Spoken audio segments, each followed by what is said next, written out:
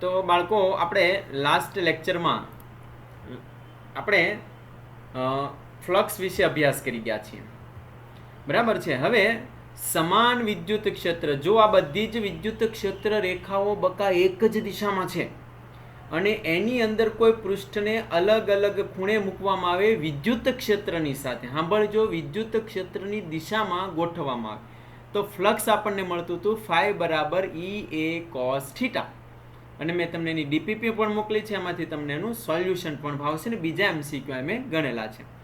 હવે અસમાન વિદ્યુત ક્ષેત્રમાં કોઈ પૃષ્ઠ આપણે મૂકીએ તો બાળકો એની અંદર કેવું ફ્લક્સ મળે આપણને? જે અગાઉ મળ્યું છે એવું જ મળે, ફાઈ બરાબર ઈ એ. પણ અહીંયા જુઓ ભાઈ સાહેબ, આ આપણું વિદ્યુત ક્ષેત્ર નીચેથી ઉપરની તરફ છે, બધી જ વિદ્યુત ક્ષેત્ર રેખાઓ વચ્ચેનું અંતર સરખું નથી ને દિશા પણ અલગ અલગ છે. હે સાહેબ, તો આવા વિદ્યુત ક્ષેત્રને આપણે કયું વિદ્યુત ક્ષેત્ર કહેવાય? અરે ભાઈ, તો આવા વિદ્યુત ક્ષેત્રને આપણે કીધું છે અસમાન વિદ્યુત ક્ષેત્ર કહેવાય. અસમાન વિદ્યુત ક્ષેત્ર કહીએ છીએ. સિમ્પલ છે બહુ. હવે આ આખું જે એક પૃષ્ઠ વાદળી કલરનું મેં મૂકેલું છે ને, બહુ નાના નાના નાના નાના ખંડની અંદર વિભાજન કરવો, એટલે નાના નાના નાના ટુકડા કરી નાખો. આખો એરિયા જે દેખાય છે ને એકદમ ઝીણા ઝીણા ઝીણા ટુકડા કરી નાખો. જેમ કે આપણી પાસે થર્મોકોલની શીટ હોય, થર્મોકોલની અંદરના જે નાના નાના નાના ગોળ ગોળ ભાગ છે બધા છૂટા પાડી દો, એમ એ નાનો નાનો ભાગ છે એનું ક્ષેત્રફળ કે. હવે બાળકો, આખા ક્ષેત્રફળમાંથી પસાર થતું વિદ્યુત ક્ષેત્ર જુઓ તમે, અસમાન છે, એટલે કે સરખું નથી. આ આપણું સમજો પૃષ્ઠ છે, તો આખા ભાગમાંથી પસાર થતું વિદ્યુત ક્ષેત્ર અસમાન છે. પણ જો એનો એક નાનો એવો ખંડ લઈ લઉં, આને જરાક ઝૂમ કરીને જોઈએ, બરાબર છે, તો આ જે નાનો એવો ખંડ છે એમાંથી વિદ્યુત ક્ષેત્ર એક સમાન પસાર થાય છે, સમાન.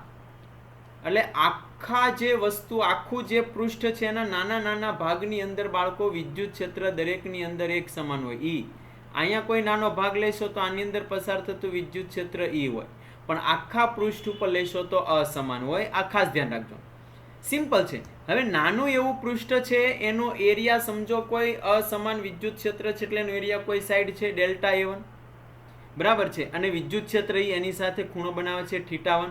તો અહીંયા જુઓ, પહેલા ખંડ સાથે સંકળાયેલું ફ્લક્સ આગળ લખ્યું એનું જ ઈ ડેલ્ટા એ. E1 નો લખો તો ચાલે, કારણ કે ઈ બધાની અંદર સરખું છે. ઈ એટલે બાળકો વિદ્યુત ક્ષેત્ર. અરે સાહેબ, આ તો ખબર પડી ગઈ.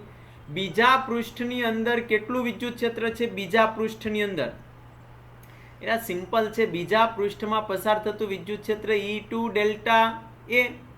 આવા n ખંડો નાના નાના નાના નાના તમે આની અંદર લેશો, આ જે આની અંદર તમે પૃષ્ઠ દોર્યું છે એની અંદર આવા n ખંડો દોરશો બાળકો, n. તો આવા તમે જો આની અંદર n આવા પૃષ્ઠ દોરશો તો આ દરેક પૃષ્ઠમાં કેટલું ફસાય, કેટલું ફ્લક્સ હોય? તો કે delta phi n is equal to E into delta an, બરાબર છે. આવું લખી શકો છો. ઈ તો દરેક ભાગ ઉપર એક સમાન છે, તમે લખો જ લખી શકો. હવે કુલ ફ્લક્સ એટલે શું થાય? તો કે આ બધા જેટલા ખંડ છે બધાનો સરવાળો કરી લો એટલે કુલ ફ્લક્સ થાય.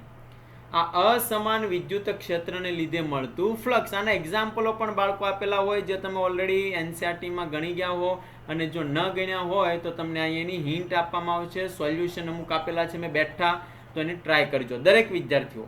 સાહેબ ટ્રાય તો કરીએ જ છે અમે, એમાં તમે મૂંઝાતા નહીં. તો નીચે જરાક જુઓ બાળકો, કુલ ફ્લક્સ એટલે એનો સરવાળો દેખાય છે ને, કુલ ફ્લક્સ એટલે સરવાળો. તો અહીંયા આપણે કુલ ફ્લક્સ એટલે જો સરવાળો કરીએ તો તમે જોઈ શકો છો કે E1 delta A1, E2 delta A2, E3 delta N, બરાબર, આનો સરવાળો. તો એને સમેશન એટલે સરવાળામાં સિગ્મા લખી શકાય.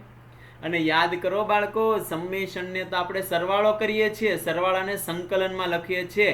તો જો તમારું ક્ષેત્રફળ ખૂબ નાનું હોય, એટલે તમે જે ધારેલો પૃષ્ઠ જે છે ખૂબ નાનો હોય, તો આમાં દરેક ભાગમાં વિદ્યુત ક્ષેત્ર એક સરખું હોય.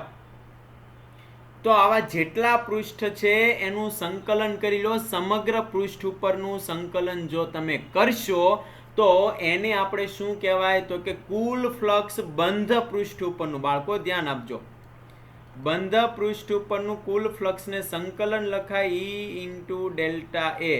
જો વચ્ચેની નિશાની ડોટ કાઢો એટલે લખી શકો છો ઈ ડેલ્ટા એ કોસ થીટાની વચ્ચેનો ખૂણો, બરાબર છે. આ આપણને કુલ આને બંધ પૃષ્ઠ અથવા કે સમગ્ર પૃષ્ઠ ઉપરનું પૃષ્ઠ સંકલન કહેવાય. આ ક્ષેત્રફળનું કોનું પૃષ્ઠ સંકલન કર્યું? ક્ષેત્રફળનું. તો આની વ્યાખ્યા લખાય.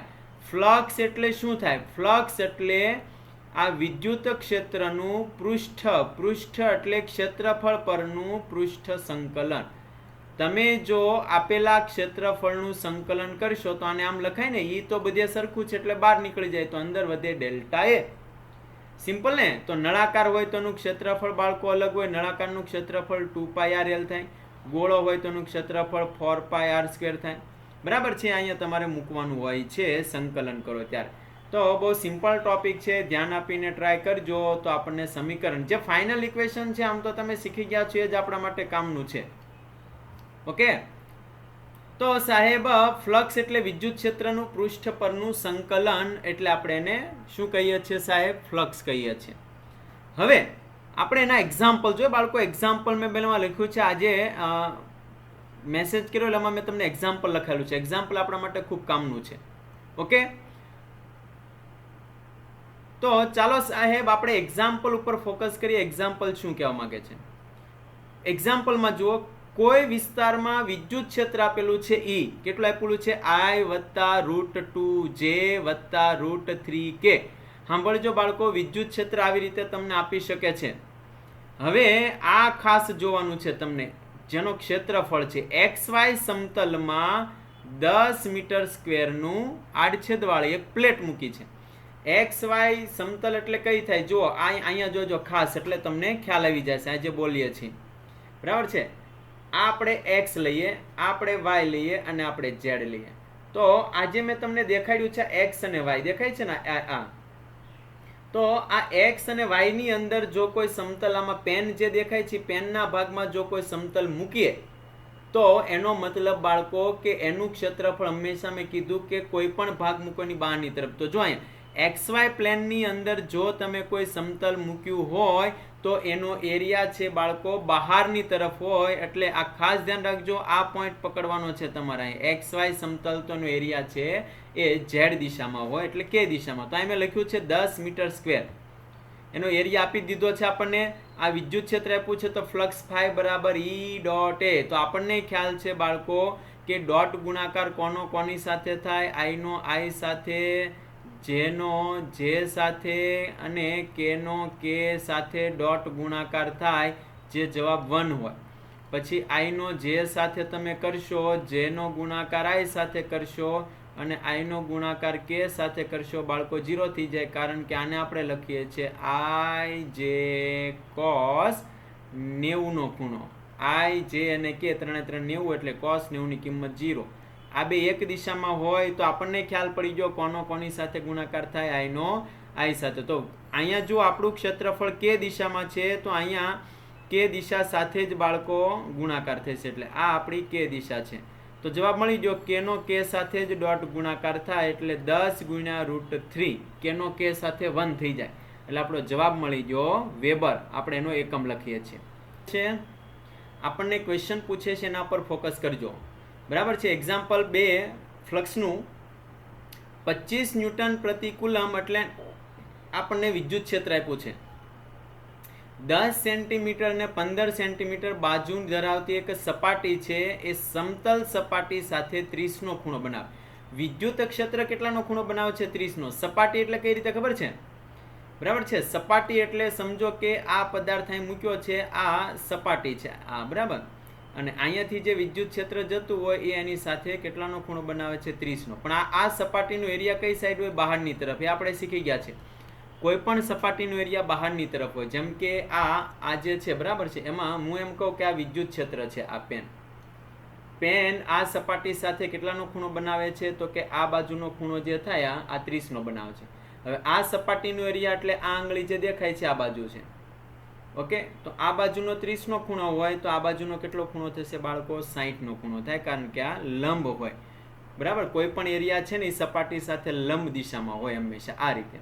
ઓકે. એટલે વિદ્યુત ક્ષેત્ર આમ છે, આ લંબ છે, તો બાકીનો જે ખૂણો વધે એ કેટલો હોય? 60. આ સમજો મારી હથેળી અને આ પેન વચ્ચેનો ખૂણો બાળકો 30 છે. તો આ બાજુ હવે જુઓ તો કેટલાનો ખૂણો થાય? 60નો થાય. તો આવી રીતે તમને 30નો ખૂણો મૂકીને પૂછે તો એવી રીતે સોલ્વ કરવાનું નથી, ધ્યાન આપજો.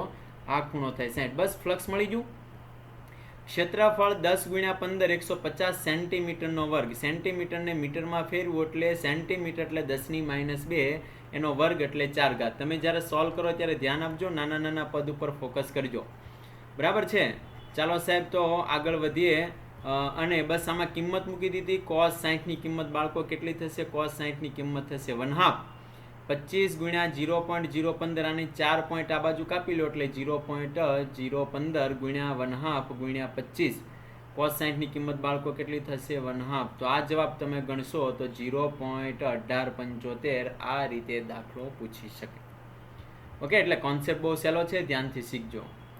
ચાલો ત્યારબાદનું ત્રીજો એક્ઝામ્પલ જો બાળકો. ત્રીજા એક્ઝામ્પલમાં શું છે? એક અર્ધ નળાકાર છે. અર્ધ ગોળો પણ લઈ શકો, જે કાંઈ આપ્યું હોય, તમને રકમમાં સ્પષ્ટ લખ્યું છે.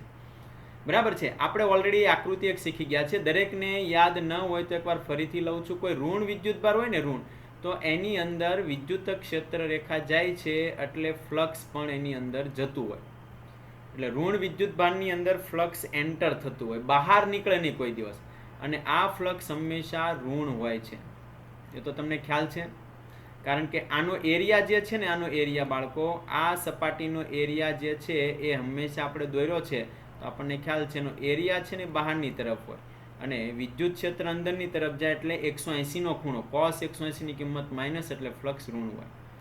કોઈ ધન સપાટી હોય એનો એરિયા પણ બહારની તરફ હોય, પણ આપણને ખ્યાલ છે કે ધનમાંથી વિદ્યુત ક્ષેત્ર રેખા નીકળે એટલે કે એનું ફ્લક્સ પણ બહારની તરફ હોય, એટલે એનું ફ્લક્સ કેવું થાય? ધન થાય. એટલે કોઈ પણ આકૃતિ હોય એના અમુક ભાગની અંદર ફ્લક્સ અંદર એન્ટર થતું હોય, જ્યારે બહાર આવતું. જેમ કે આ ચોરસ છે તો આની અંદર એન્ટર થાય છે અને આમાંથી બહાર નીકળે છે. તો બહાર નીકળે છે, આમાં એન્ટર થાય એટલે આ બાજુ સમજવાની ઋણ હોય, અને આમાંથી બહાર નીકળતી હોય તો ધન હોય. એટલે કોઈ પણ આકૃતિ આવી હોય એમાં અંદર જતી હોય તો એ ઋણ હોય, બહાર નીકળતું હોય તો ધન હોય. આ ધ્યાન આપજો, તો પ્લસ માઇનસ જવાબ હોય તો તમે કહી શકો છો. બહુ સહેલી આકૃતિ હોય છે. જો અહીંયા આપણને એક નળાકાર આપ્યો છે. આમાં જુઓ નીચેના ભાગમાં અંદર જઈ રહી છે. આ અર્ધ ભાગ આપ્યો છે, અહીંયાથી વિદ્યુત ક્ષેત્ર રેખાઓ અંદર જઈ રહી છે. બરાબર છે. તો આને અંદર જાય છે એટલે સમજો કે અહીંયા ફ્લક્સ આપણે ગોતવાનું છે, અને આ ભાગમાં ફ્લક્સ આપણને φ2. તો આની અંદર ટોટલ ફ્લક્સ કેટલું છે? અંદર જાય છે ને પહેલી બાજુથી બહાર આવે છે, એવું કહી શકો છો. સમજો કે આ સપાટી ઉપરથી બહાર આવ્યું. તો કુલ ફ્લક્સ એટલે ભાઈ સાહેબ હંમેશા આકૃતિમાં સરવાળો થાય. ઓકે, તો કુલ ફ્લક્સ આપણને જે છે એ ઋણ છે. કેમ? તો કે એમાં તમને આપ્યું કે આપેલી આકૃતિમાં ટોટલ ફ્લક્સ છે 0 છે. એક પ્લસ હોય ને એક માઇનસ, કારણ કે આમાં એન્ટર થાય છે ને અહીંથી બહાર નીકળે. તો આ બાજુનું ફ્લક્સ છે એ ઋણ હોય ને આમાંથી બહાર નીકળે એટલે એનું પ્લસ હોય. તો બે ફ્લક્સ એક સરખા હોય તો સરવાળો કરો, એક પ્લસ અને એક માઇનસ, તો જવાબ 0 થાય. ફરીથી કહું છું, સાંભળજો કે એક બાજુના ભાગમાં ફ્લક્સ એન્ટર થાય છે એટલે ઋણ હોય, ને જ્યાંથી બહાર નીકળે ફ્લક્સ ધન હોય, એટલે ટોટલ ફ્લક્સનો સરવાળો કેવો થાય? 0 થાય. એ તો તમને મેં શીખવાડ્યું છે ભાઈ. તો કુલ ફ્લક્સ આપણે અહીંયા 0 કરીએ છીએ. સાંભળજો ભાઈ, કુલ ફ્લક્સ જો હું 0 કરું તો મારે φ1 ગોતવું છે, અને φ2 એ ઋણ હોય. કેમ? તો કે અંદર જાય છે. જો કોઈ ફ્લક્સ અંદર જતું હોય તો બાળકો ઋણ હોય, E × A. બરાબર છે ને? cos 0 હશે, એરિયા અને વિદ્યુત ક્ષેત્ર બે એક દિશામાં છે. તો આપણને ખબર છે કે આ φ1 સામેની બાજુ જાય તો આ પ્લસ થઈ જાય E, અને આ જે આડછેદ છે નીચેનો, આનો આ આડછેદ જે આપણે ઘાટો લાઈન કરીએ અથવા તો તેમાં લીટા મારીએ છીએ એનો એરિયા થાય πr². ઓકે, જે નીચેનો અર્ધગોળા જે ભાગ દેખાય છે એનો એરિયા થાય πr². આ રીતે આપણને ટોટલ ફ્લક્સ આપેલી આકૃતિનું મળે. એટલે આવી આકૃતિઓ આપે એટલે ધ્યાનથી સોલ્વ કરજો. બહુ સહેલી હોય છે, અઘરી હોતી નથી, એટલે શીખવામાં પૂરું ફોકસ રાખજો. આવી બહુ બધી આકૃતિઓ મેં દોરીને આપી દીધી છે. ગોસનો નિયમ એ બાળકો ખૂબ અગત્યનો છે ને ખૂબ આઈએમપી છે. એનસીઈઆરટીમાં આખો શીખી ગયા છે એટલે બહુ આપણે ડીપમાં નહીં જઈએ, થોડુંક ધ્યાનથી શીખજો. ગોસનો નિયમ હંમેશા ક્યાં વપરાય અને નિયમ શું કહે છે? તો કે કોઈ બંધ પૃષ્ઠ હોય, કોઈ પણ આકારનું હોય. ગોસનો નિયમ એ વિદ્યુત ભારની આસપાસ કોઈ પણ આકારનું બંધ પૃષ્ઠ હોવું જોઈએ. સમજો કે આપણો વિદ્યુત ભાર છે તો એની આસપાસ આવું મેં બંધ પૃષ્ઠ લીધું ગોળ. તમે આવા આકારનું પણ બંધ પૃષ્ઠ લઈ શકો છો. તમને એમ થાય કે નાના સાહેબ મારે થોડુંક વર્તુળાકાર લેવું છે, નાના તમને એમ થાય કે મારે ચોરસ લેવું છે, મારે સમઘન જેવું લૂપ લેવું છે. તમે કોઈ પણ આકારનું લૂપ લઈ શકો. આ વિદ્યુત ભાર છે એની આસપાસ તમે નળાકાર પણ લૂપ લઈ શકો. કોઈ પણ લૂપ દોરો, પણ વિદ્યુત ભાર છે એ લૂપની અંદર આવવો જોઈએ. તમે કોઈ પણ આકારનું પૃષ્ઠ દોરો, વિદ્યુત ભાર લૂપની અંદર હોવો જોઈએ. ઓકે, તો કોઈ પણ બંધ પૃષ્ઠ સાથે સંકળાયેલું ફ્લક્સ એ આપેલા બંધ ગાળાની અંદરનો કુલ વિદ્યુત ભાર. હવે એક વિદ્યુત ભાર નહીં, તમે ગમે એટલો આ સમજો કોઈ પૃષ્ઠ છે એની અંદર પ્લસ પ્લસ માઇનસ પ્લસ આવો વિદ્યુત ભાર છે, તો આ બધા વિદ્યુત ભારનો બાળકો સરવાળો કરવાનો, સમેશન એટલે સિગ્મા, અને શૂન્યાવકાશની જે પરમિટિવિટી છે એના વડે ભાગાકાર કરી જો તને ફ્લક્સ કહેવાય. આ ફ્લક્સનું બીજું સમીકરણ છે. એનો ઉપયોગ હંમેશા બંધ આકૃતિ વડે કોઈ વિદ્યુત ભાર ઘેરાતો હોય ત્યાં તમારે લગાડવાનું છે, એટલે ધ્યાનથી શીખજો. ઓકે, હવે જરાક બાજુમાં આકૃતિ આપી છે એનું અવલોકન કરીએ અને ધ્યાનથી શીખ્યા તો એની વ્યાખ્યાથી અથવા તો નિયમ થયો. તો આપણને ખ્યાલ છે કે સમજો આ વિદ્યુત ભાર ધન છે અને આ પી બિંદુએ મારે વિદ્યુત ક્ષેત્ર શોધવું છે, ત્યાં ધન મૂકી દો. તો અંદરનો જે ધન છે અને બહારનો છે, ધન ધન અપાકર્ષણ થાય એટલે બહારની તરફ વિદ્યુત ક્ષેત્ર હોય ઈ. અને આ સપાટી જે છે, સપાટીનો એરિયા કોઈ પણ સપાટી બાજુથી તમે જુઓ તો એનો એરિયા હંમેશા પૃષ્ઠની બહારની તરફ હોય. તો આનો એરિયા તમે દોરશો તો એ પણ બહારની તરફ. તો ફ્લક્સ ફાઈ બરાબર ઈ એ કોસ 0 થાય. કોસ 0 ની કિંમત 1 થાય તો ઈ ઇન્ટુ એ થાય. હવે સિમ્પલ છે. વિદ્યુત ક્ષેત્રનું સમીકરણ મેં તમને શીખવાડેલું છે બાળકો. વિદ્યુત ક્ષેત્રનું સમીકરણ શું છે? ઈ બરાબર કે ની કિંમત મૂકી દો 4πε0 q/r² સંકલન ડેલ્ટા એ અથવા તો એ. તો q/4πε0 r², ગોળાનું ક્ષેત્રફળ એટલે 4πr², 4π ઉડી જાય, r ઉડી જાય, તો આપણો જવાબ મળી ગયો q/ε0. લ્યો, આ ફ્લક્સ થઈ ગયું. આ ખૂબ અગત્યનું સમીકરણ છે બાળકો, અને સહેલું પણ છે. એમાં કશું અઘરો ટોપિક કોઈ છે નહીં. ફ્લક્સ એટલે બંધ પૃષ્ઠ પરનું ટોટલ વિદ્યુત ભાર અને છેદમાં શૂન્યાવકાશની પરમિટિવિટી. એટલે આ આપણું ફ્લક્સનું સમીકરણ છે એ તમારે ખાલી યાદ રાખવાનું છે યલો કલરનું. બાકી હવે નીચે નોંધ અને એમસીક્યુ છે બાળકો પૂરા કરવાના છે, એટલે ધ્યાનથી અવલોકન કરજો. કોઈ પણ આકારનું બંધ પૃષ્ઠ દોરો, એની અંદરના વિદ્યુત ભારનો સરવાળો કરવાનો છે, બહારના વિદ્યુત ભારનો નહીં. મેં નીચે લખ્યું છે એના પર ફોકસ કરવાનું છે તમારે કે ભાઈ વિદ્યુત ક્ષેત્ર છે ને બધા ઉત્પન્ન કરે. આ Q4 છે ને એ પણ વિદ્યુત ક્ષેત્ર ઉત્પન્ન કરે, Q5 પણ વિદ્યુત ક્ષેત્ર ઉત્પન્ન કરે, અંદરના જેટલા વિદ્યુત ભાર છે એ પણ વિદ્યુત ક્ષેત્ર ઉત્પન્ન કરે. પણ આપણે સમેશન Q જ્યારે ગણતા હોય છેદમાં ε0, ત્યારે માત્ર બંધ પૃષ્ઠની અંદરના જ વિદ્યુત ભાર ગણવાના છે. પ્લસ હોય માઇનસ હોય કોઈ પણ બહારના વિદ્યુત ભારને ગણવાના નથી. જો તમે વિદ્યુત ક્ષેત્ર ગણતા હો તો બહારના વિદ્યુત ભારનો ઉપયોગ કરવાનો છે, પણ માત્ર ફ્લક્સ ગણતી વખતે અંદરના વિદ્યુત ભાર જ હોવા જોઈએ. આ પોઈન્ટને ધ્યાનમાં રાખજો ભાઈ. ઓકે, તો નીચેની આકૃતિઓ છે જે તમને ડાયરેક્ટલી એમસીક્યુમાં આપે છે, એટલે દરેક વિદ્યાર્થીઓ ચોક્કસ ધ્યાન આપીને સોલ્વ કરજો. બરાબર છે? એકવાર બોલીશ એટલે ફટાફટ પૂરેપૂરું મગજ રાખજો. અહીંયા થોડીક વાર માટે આ બોક્સ જે છે એની અંદર વિદ્યુત ભાર છે, એટલે આ બોક્સ છે ને એક ગાઉસિયન પૃષ્ઠ લઈ શકો. કોઈ પણ આકૃતિ દોરો, વિદ્યુત ભાર હંમેશા પૃષ્ઠની અંદર હોવો જોઈએ. સમજો કે હું આ રીતે કોઈ આકૃતિ દોરું છું, સાંભળજો. બરાબર છે? હું તમને સાઈડમાં કોઈ બીજું એક્ઝામ્પલ પણ આપતો જાઉં છું એટલે સમજાતું જાય. ધ્યાનથી શીખજો ભાઈ. આ નળાકાર છે. નળાકારને આ પોઈન્ટ ઉપર વિદ્યુત ભાર Q આપ્યો છે. વિચારો, હવે આ વિદ્યુત ભાર ખુલ્લો છે. આને આપણે પૃષ્ઠની અંદર લઈ જવા માટે આવું સેમ ટુ સેમ એક પૃષ્ઠ દોરું એટલે વિદ્યુત ભાર અંદર વયો ગયો. તો આનું ફ્લક્સ થાય Q/ε0. આ વિદ્યુત ભાર અંદર છે, પણ આપણી આકૃતિ તો આ અડધી આપી હતી ને, અડધી. એને પૂરું કરવા માટે આપણે અડધી જરૂર પડી, એટલે અહીંયા લખવાનું Q/2ε0. બોલું છે ને, ધ્યાન આપો. Q/2ε0. સમજો કે હું તમને આ રીતે અર્ધગોળ આપું છું. તમને આ અર્ધગોળ વિદ્યુત ભાર અહીંયા છે, આ Q. તો આ ગોળાને જો હું પૂર્ણ કરી દઉં આ રીતે, તો આ વિદ્યુત ભાર આપણો ગોળાની અંદર આવી ગયો.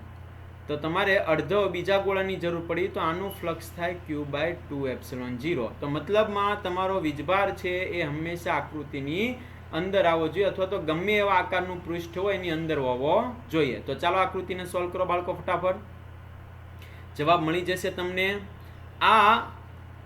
આખું જે પૃષ્ઠ દેખાય છે એની સમઘનની અંદર છે એટલે ક્યુ બાય એપ્સિલોન 0. અને કેટલી સપાટી છે, જો આ પૃષ્ઠને કેટલી સપાટીઓ છે ગણતરી કરવી કરી શકો છો. આ એક સપાટી, નીચેની 2, આ 3, આ 4, આ બાજુની સપાટી 5 અને એની સામેની બાજુની એક્ઝેક્ટ સપાટી જે છે આ 6. તો 6 સપાટીની અંદર આપણને આટલું ફ્લક્સ મળે ક્યુ બાય એપ્સિલોન 0. તો કોઈ એક સપાટીમાંથી કેટલું પસાર થાય આવું પૂછી શકે બાળકો. ધ્યાન આપજો, આ એમસીક્યુ તો બહુ અગત્યના છે. એક સપાટીમાંથી કેટલું મળે તો કે 6 સપાટીમાં આટલું ક્યુ બાય એપ્સિલોન 0 હોય તો એક સપાટીમાં કેટલું હોય ક્યુ બાય 6 હોય. ઓકે, કેટલું હોય બાળકો? ક્યુ બાય 6. ક્યુની કિંમત તો અહીંયા આગળ લખી છે, આમાંથી લઈ લેવાની ક્યુ બાય એપ્સિલોન 0 એટલે જવાબ આવે ક્યુ બાય સિગ્મા એપ્સિલોન 0.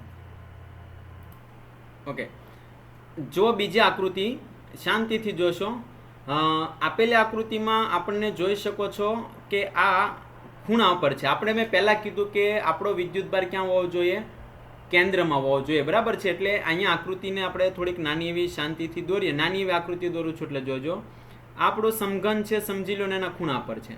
તો આને કેન્દ્રમાં લાવવા માટે કેટલા સમઘનની જરૂર પડે વિચાર કરજો. એક આપણે સાઈડમાં મૂકીએ સમઘન, એક એની સાઈડમાં મૂકીએ, એક એની સાઈડમાં, અને હજી આપણે બીજા સમઘન 4 આ ઉપરથી જો ને તો ખુલ્લો દેખાય, બરાબર છે. એટલે ઉપર હજી આના ઉપર આપણે એક માળ સમજી લઈએ કે આ 2 ડબલ માળ 4 કરી લઈએ. તો હવે આ જે ઉપરનું જે મેં બોક્સ કર્યું છે, બરાબર, અને નીચે લાલ કલરના 4 ભાગ ચોકઠા અને એની ઉપર 4 ચોકઠા, એટલે વચ્ચે વિદ્યુતભાર હવે આવી ગયો.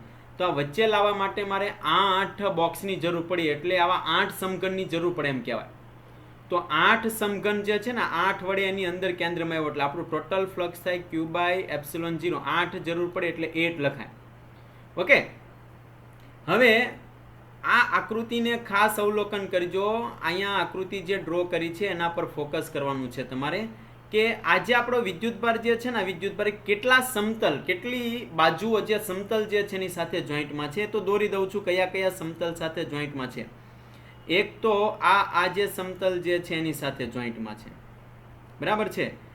ઓકે, એક આ ઉપરનું જે સમતલ છે એની સાથે જોઈન્ટમાં છે, અને એક આ બહારનું જે સમતલ છે એની સાથે જોઈન્ટમાં છે. તો બાકીના જે સમતલ હવે વધે છે એના પર લીટા મારીએ છીએ. કેટલા સમતલ વધ્યા? 3. આ વિદ્યુતભાર 3 સમતલને જોડે છે. તો એની સિવાયના જે બાકી છે એની ઉપર પ્રશ્નાર્થ ચિહ્ન કરું છું. આ એક બાકી છે, આ નીચેનું બાકી છે, અને આ જે સામેની બાજુનું જે દિવાલ જે છે આ દિવાલ એકી બાકી છે. તો 3 સમતલ છે ને અડતા નથી. તો એમ કહેવાય કે આ 3 સમતલ જે છે એમાંથી ફ્લક્સ પસાર થાય, એટલે કે એમાંથી વિદ્યુત ક્ષેત્ર રેખા પસાર થાય. જેની સાથે વિદ્યુતભાર કોન્ટેક્ટમાં હોય એમાંથી પસાર ન થાય. તો 3 સમતલમાંથી ક્યુના છેદમાં 8 એપ્સિલોન 0 જેટલું ફ્લક્સ પસાર થતું હોય તો એની એક સમતલમાંથી કેટલું થાય? એક સમતલમાંથી. તો એક સમતલમાંથી કેટલું થાય? તો 1 ગુણ્યા 5/3. 5 ની કિંમત આપણે અહીંયાથી મૂકી દઈએ એટલે 8 તેરી 24 એપ્સિલોન 0 મળે. નીચે જો સમઘનના એક ખૂણા પર આપેલું છે, એટલે કે આપણે કોઈ બોક્સ દોરીએ બાળકો, બોક્સ આ રીતે કોઈ તમે બોક્સ દોર્યું છે, અહીં આપેલું છે. તો એક તમારે આ બાજુ જોઈએ, બરાબર છે, અને એવા જ બીજા 2 સામેની બાજુ જોઈએ. ત્યારે આ જે છે કેન્દ્રમાં આવે. તમે કલ્પના કરશો એક આ બોક્સ છે એની આ બાજુ અને બીજા 2 એક્ઝેક્ટ એની સામે આપણે મૂકીએ ત્યારે કેન્દ્રમાં આવશે.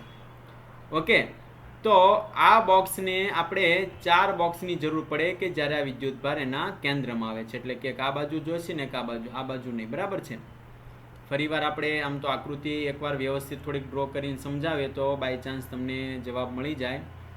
આ આપણું ચોકઠું જે છે, બરાબર છે, એના આ બાજુ આપી છે, એટલે એની સામે એક્ઝેક્ટ એવું બીજું ચોકઠાની જરૂર પડે તમારે.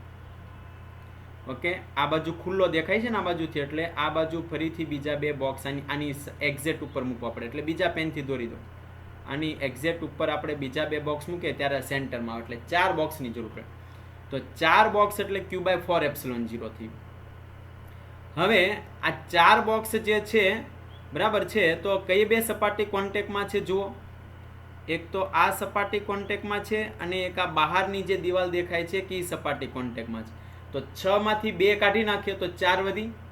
તો 4 દિવાલમાંથી પસાર થતું ફ્લક્સ કેટલું હોય? 4 દિવાલમાંથી પસાર થતું ક્યુ બાય 4 એપ્સિલોન 0 તો એક દિવાલમાંથી કેટલું પસાર થાય તો કે 16 એપ્સિલોન 0. ઓકે, બહુ સહેલું છે. એટલે જરાક આકૃતિને સમજવાનો પ્રયત્ન કરજો, MCQ ગોખતા નહીં, નહીંતર નહીં ફાવ બાળકો. ઓકે, ત્યારબાદ નીચેનો સમઘન જુઓ. નીચેનો આ રીતે આપેલી છે. અહીંયા આપણે સમઘન મૂકીએ ને, આ રીતે સમઘન અહીંયા મૂકેલો છે, તો અહીંયા આપેલું છે એક્ઝેક્ટ. તો આના પર એક બીજો અહીંયા સમઘન મૂકી દઈએ તો સેન્ટરમાં આવી ગયું, તો 2 ની જરૂર પડી ને, 2 ની, તો Q/2 એપ્સિલોન 0 થઈ ગયું. ઓકે, તો જેની સાથે કોન્ટેક્ટમાં છે એક જ છે, આ એક જ સમતલ વિદ્યુતભાર, બાકીની 5 સપાટીઓ ખુલ્લી છે, વિદ્યુતભારના ટચમાં નથી. તો 5 સાથે 5 ફ્લક્સ હોય તો એકમાં કેટલું ફ્લક્સ હોય? Q/10 epsilon 0.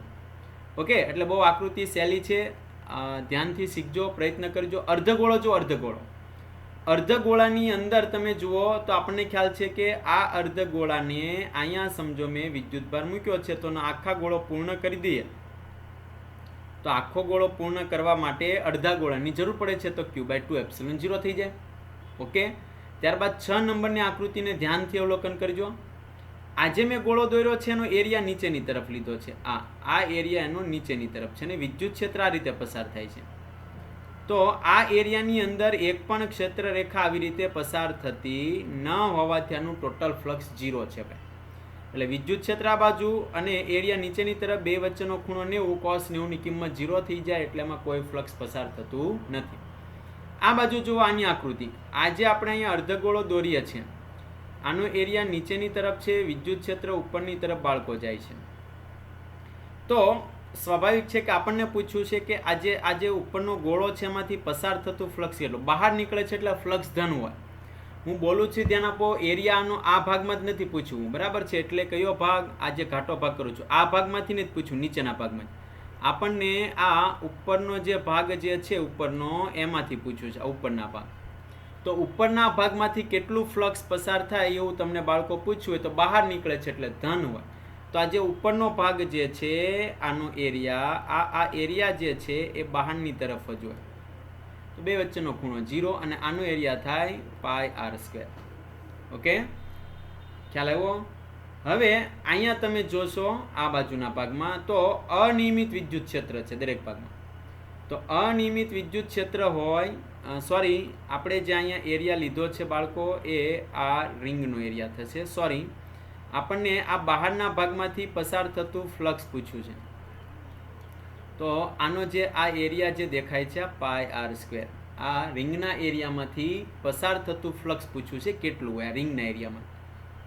ઓકે, ખાસ ધ્યાન આપજો. રિંગના એરિયામાંથી આખો ગોળો હોય તો ક્ષેત્રફળ થાય 4πr², આ આડછેદ. અર્ધ ગોળો આવો હોય તો આનું થાય 2πr² થાય. તો આપણને આ ભાગમાંથી પૂછ્યા ઉપરના ભાગમાંથી, તો ઉપરના ભાગમાંથી થાય E × A એટલે કે 2πr². પણ આપણને આની અંદર પૂછ્યું છે, આની અંદર કેટલું ફ્લક્સ પસાર થાય છે, તો આ રિંગ જે છે એનો એરિયા આવે, આનો એરિયા થાય πr². ઓકે, એટલે આકૃતિને ધ્યાન આપીને જોશો તો તમને ફ્લક્સ જે છે એ દરેક મુદ્દાઓ એના સમજાઈ જશે. ઓકે, ત્યારબાદ નીચે એક્ઝામ્પલો થોડાક આપેલા છે, 2-3 મિનિટનો સમય જશે, આપણે પૂરા કરી દઈએ. આ આકૃતિ તમે જુઓ તો એની અંદર વિદ્યુતભાર કેટલો ઘેરાય છે, તો કે φ બરાબર સમેશન Q/0. સમેશન Q એટલે 3 + 2 - 1/ε0. જવાબ આવી ગયો ભાઈ સાહેબ, 5 માંથી 1 જતા 4/ε0. ઓકે, અંદર વિદ્યુતભાર કેટલો ઘેરાય છે લેવાનો. ચાલો, S1 પૃષ્ઠ છે, S1 એટલે અંદરનું, એની અંદર Q વિદ્યુતભાર છે, એટલે એનું ફ્લક્સ કેટલું થાય? Q/0. અને બહારનું જે S2 છે એ આખું છે, એની અંદર 2Q પણ છે અને આ Q પણ છે, આખું બધું લઈ લેવાનું અંદર જેટલું હોય બધું, તો ટોટલ થાય 3Q/ε0. તો આ બેનો ગુણોત્તર લઈશો એટલે 1/3 આપણો જવાબ આવશે ભાઈ, બરાબર છે. ત્યારબાદ જુઓ, હવે આ પોઈન્ટ ખાસ ચેક કરજો, JEE વાળાને આ MCQ હોઈ શકે છે.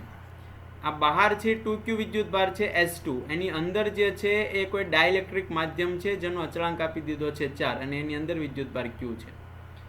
તો એની અંદર આમાં ફ્લક્સ કેટલું છે આપણે ગોતવાનું છે. ફ્લક્સ φ બરાબર આપણને ખબર છે E × Δ A આવું લખીએ છીએ. તો φ proportional to E, અને આપણને ખબર છે કોઈ માધ્યમમાં તમને કોઈ વિદ્યુત ક્ષેત્ર પૂછે તો વિદ્યુત ક્ષેત્ર આપણે આગળ લખી જાય કેમાં ભાગનું થઈ જાય, ડાઇલેક્ટ્રિકમાં ભાગ. તો ફ્લક્સ પણ એનું કેટલામાં ભાગનું થઈ જશે ભાઈ સાહેબ? ફ્લક્સ પણ એનું કેમાં ભાગનું થઈ જશે. ઓકે, તો જવાબ મળી જાય. અહીંયા તમને નવું ફ્લક્સ છે એ કેમાં ભાગનું થાય, તો ફ્લક્સનું સમીકરણ Q બાય એપ્સિલોન 0, આની અંદર Q વિદ્યુતભાર ઘેરાય છે અને ડાઇલેક્ટ્રિક અચળાંક આપણે મૂકી દઈએ 4. એટલે આ ટોપિક એક ખાસ નોંધ કર્યો છે અહીંયા, એ તમારે ધ્યાનથી શીખવાનું છે. વિદ્યુત ક્ષેત્ર માધ્યમ, જ્યારે કોઈ ડાઇલેક્ટ્રિક વાળું માધ્યમ આવે, આપણે આગળ શીખવાડ્યું છે, ત્યારે વિદ્યુત ક્ષેત્ર કેમાં ભાગનું થાય.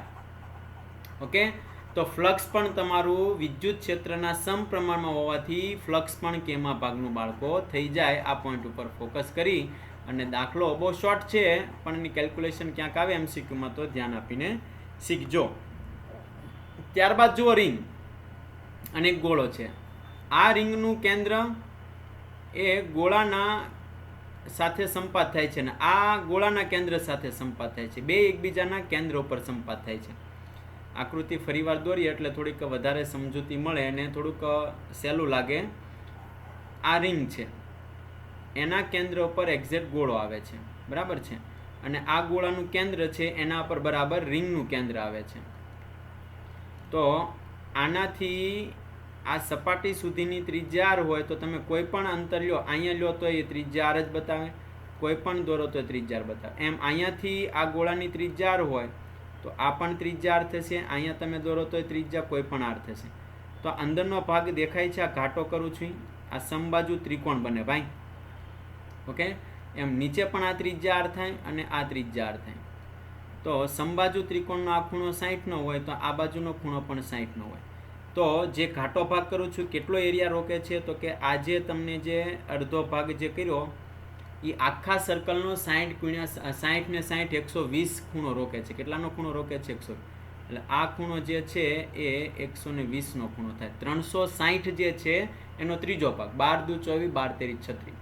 તો આ આખા ભાગ ઉપર સમજો કે ભાઈ ટોટલ Q વિદ્યુત ભાર હોય તો આ સપાટી કેટલો ભાગ રોકે, તો કે Q નો ત્રીજો ભાગ રોકે. તો મળી ગયું ફ્લક્સ phi બરાબર Q બાય 3 અને અહીં મૂકી દો ને epsilon 0. Okay okay, example number 5 ની અંદર જો બહુ સહેલું એક્ઝામ્પલ છે ભાઈ. એક્ઝામ્પલ નંબર 5 માં શું આપ્યું છે કે સળિયો છે વિદ્યુત ભારિત છે, એને સમઘનની અંદર મૂકવામાં આવે છે. તો મહત્તમ ફ્લક્સ અને ન્યૂનતમ ફ્લક્સ ક્યારે થાય? તો મહત્તમ ફ્લક્સ એટલે સળિયાનો મેક્સિમમ ભાગ છે એ અંદર આવવો જોઈએ, વિદ્યુત ભાર મેક્સિમમ અંદર આવવો જોઈએ. તો તમને ખ્યાલ છે બાળકો, જ્યારે આપણે કોઈ સમઘન દોરીએ છીએ, બરાબર છે, જ્યારે આપણે કોઈ સમઘન દોરીએ છીએ ત્યારે હંમેશા મોટું અંતર જે છે ને એ વિકર્ણ હોય છે, બરાબર છે. કોઈ પણ મોટું અંતર આમાં તમે લેવા જાઓ તો વિકર્ણ એટલે આ સાઈડ અને આ સાઈડને જોડી દો એટલે બાળકો વિકર્ણ થાય. અને આ વિકર્ણની અંદર મેક્સિમમ, વિકર્ણની લંબાઈ છે ને એ સમઘનની અંદર મેક્સિમમ હોય અને એની અંદર વિદ્યુતભાર છે એ મેક્સિમમ અંદર આવશે. તો આ વિકર્ણની લંબાઈ તમારે ગોતવી હોય તો પહેલાં તો તમને એ ખબર હોય છે દરેક બાજુઓ એ હોય તો જોજો, ખાસ જે દોરું છું એ લીટી જોવાની છે. અહીંયાથી અહીંયા સુધીનું ડિસ્ટન્સ છે ને એ √2a થાય, બરાબર છે. અને આ જે ઊભી લીટી દોરું છું એ તો આ જે કર્ણ, આ જે છે ને આપણો કર્ણ થાય બાળકો. તો કર્ણ એટલે બે બાજુના વર્ગના સરવાળાનું વર્ગમૂળ, એક આ બાજુ અને એક આ બાજુ. ચાલો વિકર્ણ એટલે વિકર્ણની લંબાઈ કેટલી થાય, તો કે √2a નો વર્ગ વત્તા a ના વર્ગનું વર્ગમૂળ. √2a નો વર્ગ એટલે 2a નો વર્ગ અને એક આ, તો આ જવાબ આવશે √3a તમારો જવાબ આવશે. ઓકે, તો હવે આ સળિયો છે, સળિયાની રેખીય વિદ્યુતભાર ઘનતા તમને ખબર છે ને, લેમડા બરાબર Q બાય L. રેખીય વિદ્યુતભાર ઘનતા આપણે લખી ગયા છે બાળકો, લેમડા બરાબર Q બાય L. તો Q બરાબર લેમડા ઇન્ટુ L. જ્યાં L જ્યાં છે એ લંબાઈ મળી ગઈ, વિકર્ણની લંબાઈ √3a. જો વિદ્યુતભાર આપણને મળી ગયો Q બરાબર લેમડા ઇન્ટુ L, તો L એટલે વિકર્ણની લંબાઈ √3a ઇન્ટુ લેમડા. તો આ વિદ્યુતભાર મળી ગયો, આને ભાંગે એપ્સિલોન 0 કરી દઈએ તો ફ્લક્સ મળી જાય. હવે આ સળિયો લઘુત્તમ ક્યાં મૂકવો જોઈએ? લઘુત્તમ સળિયાને મૂકવા માટે આ આપણી પાસે સમજો કે સમઘન આપ્યું છે, તો સળિયો જે છે એને આપણે અહીંયા મૂકવો પડે ભાઈ, અહીંયા, બરાબર છે. તો આ લઘુત્તમ લંબાઈ થઈ. લઘુત્તમ એટલે એની જે મૂળ લંબાઈ હોય, તો આની અંદર કેટલો વિદ્યુતભાર હોય? Q બરાબર લેમડા ઇન્ટુ L. તો આ ફ્લક્સ મળી ગયો phi બરાબર Q બાય એપ્સિલોન 0. બરાબર છે. વિદ્યુતભાર આપણને મળી ગયો લેમડા ઇન્ટુ એલ. એલ એટલે એ બાજુ છે તો અહીંયા મળી ગયો આપણને એપ્સિલોન 0, જ્યાં ગણતરી કરીને મેં આપી છે. ઓકે, તો આપેલી બધી જ ગણતરીઓ વ્યવસ્થિત ચેક કરજો અને જોશો. Thank you two watch physics.